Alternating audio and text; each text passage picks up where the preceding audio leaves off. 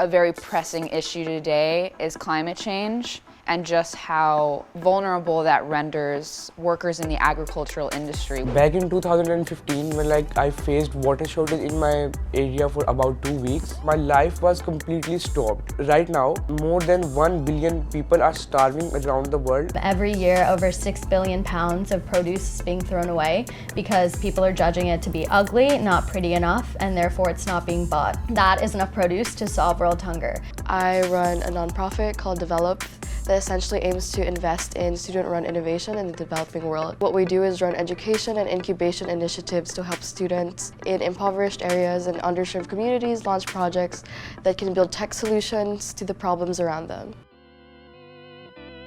From a very young age, I knew that I wanted to use technology to help other people. So I decided to start this company that connects local farms to restaurants and juice bars to minimize food waste in New York City. I started programming when I was about 7 years old, and I consider myself a really privileged person for being able to do that. The people around me were all interested in coding, but never had the resources or education to do so.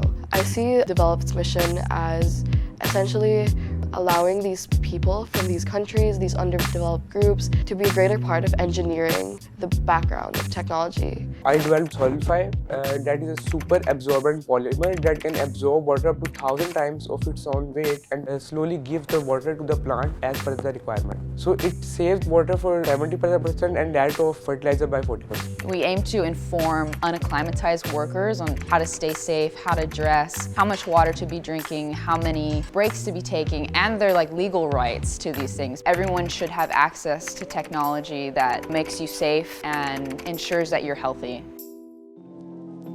For the next 5 years, our main target is to reclaim 10 million hectares of land, save 100 trillion liters of fresh water, and grow 1 billion tons of more food. I hope that as the founder of this company, I can potentially inspire other young women in any capacity who want to start their own ventures. We've seen the power of technology to just transform communities, and when we don't have the voices of communities in that industry, that's a huge problem. My role was really to bridge the gap between the Valley and an industry that has so long not been for low-income, undocumented Latino people, and to make it so that it is. The rest of the world is on self-driving cars when, these places just need, access to water. And that discrepancy is insane. So when we see the ventures that students are creating, when we see their advocacies that are rooted in their background, in the places that they come from, it tells a lot about their history, it tells a lot about their needs, it tells a lot about the insane divide that the world is still in.